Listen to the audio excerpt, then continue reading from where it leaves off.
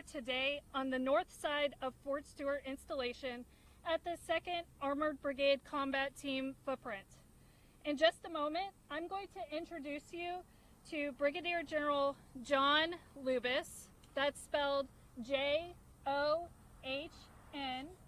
Lubis, L-U-B-A-S. He's the commanding general of the 3rd Infantry Division. Brigadier General Lubis will make a statement regarding the incident and take a few brief questions. Before we begin, however, I'd like to go over just a couple things with you. We have limited time for questions given that this is an ongoing investigation, and we may not have all the information that we can share, but we will try to be as transparent as possible. We will not release the name of any victims until the next of kin notification has been complete. We will not speculate as to any intentions, motives, or backstories, given that this is an ongoing investigation. When you ask your questions, we ask that you please give your name and the affiliation in case we need to do a follow-up. And it's a little hard to hear, so please speak up so that General Lubis can hear you and that you can hear him. Thank you, ladies and gentlemen. I will now turn it over to General Lubis.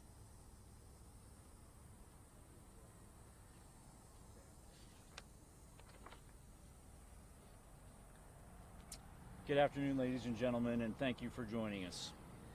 This morning, shortly before 11 o'clock, an active duty soldier assigned to Fort Stewart, Georgia, shot and wounded 5 of his fellow soldiers here on Fort Stewart.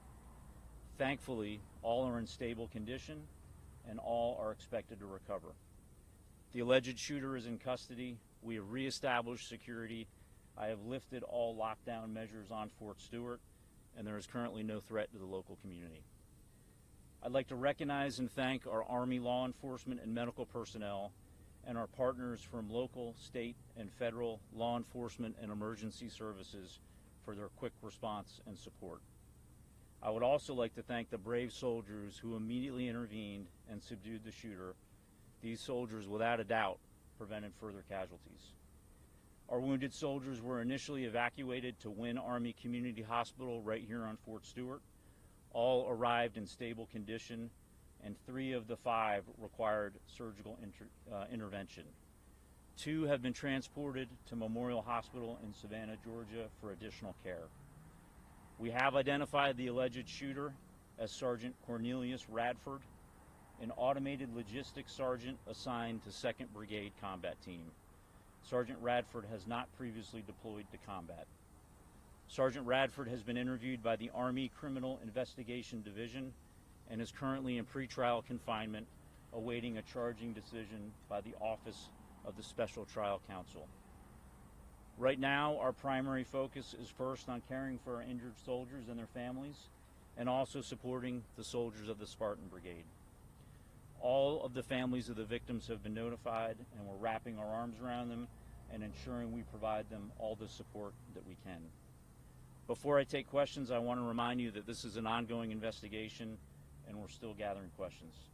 And ladies and gentlemen, I'll now take your questions. General Lewis will be in Coastal News. Can you give us what unit he was assigned to and how long he served in the Army? You didn't mention that. Yeah, he is assigned to one of our sustainment units here in 2nd Brigade Combat Team at Fort Stewart, and I will have to confirm how long he served with us. Yes, sir. Corresponding with the Associated Press, as best you can, knowing it's still early, can you walk us through where this happened, what happened in the shooting, and were the victims subordinates to the sergeants, or were they people over him in rank? Yeah, right now it's premature, and we're gathering a lot of the information. What we know is this soldier, the shooting occurred at the soldier's place of work. It did involve his co-workers. We're still not certain about the motivations, but again, he's been interviewed by Army investigators, and we believe we'll gain more information here shortly. Yes, ma'am.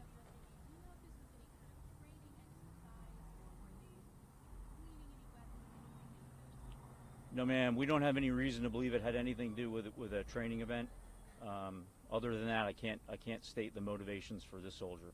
We've heard that the shooter may have been from Jacksonville, Florida. Are you able to confirm that? We also heard that he is maybe interested for Yeah, at this point, I can't confirm where he's from. We can follow up on that. I do believe he was arrested locally for a DUI that was unknown to his chain of command until the event occurred, and we started looking into the law enforcement databases. Robin, now from the current, can you tell us whether or not that was a military weapon or whether this was a personal weapon that the person brought on base? Yes, ma'am. I can confirm it was not a military weapon, and we believe it was a personal handgun. Yes, sir.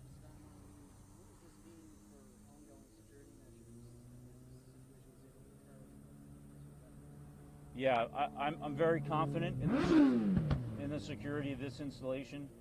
We've got a great partnership with local law enforcement. As you can see here at our gates, we have armed guards in protective equipment. This one's a bit difficult, and we're going to have to determine how he was able to get a handgun to his place of duty. LCOA News for Jack. Has the suspect had any prior disciplinary or behavioral issues on base? No, ma'am, not that we're aware of. But again, it's early in the investigation, but not that I'm currently aware of.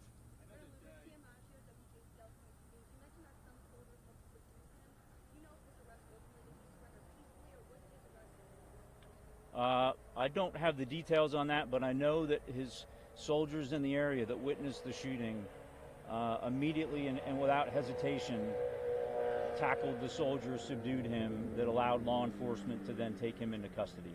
And we've had time for one more question.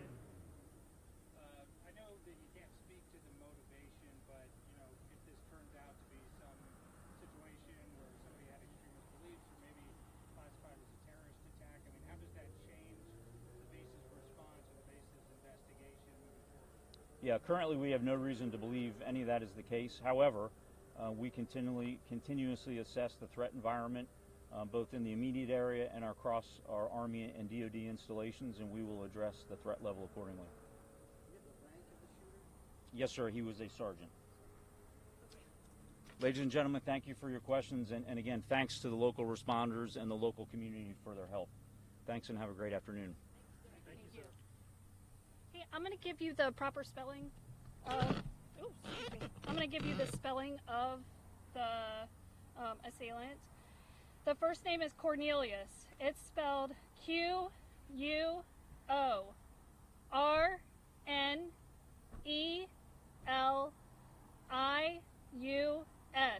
Last name is Radford. R-A-D-F-O-R-D. Radford. He's 28 years old.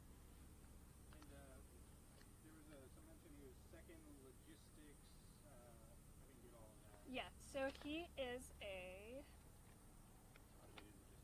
automated logistics sergeant, a 92 Alpha with 2nd Armored Brigade Combat Team. Hey, I'm going to come off the podium now, but if you guys have additional questions that I can help facilitate stuff, we have a whole team of public affairs back here that's here to help. Could I ask you to just repeat your rank? Make sure I got it? Yes, it's Lieutenant Colonel.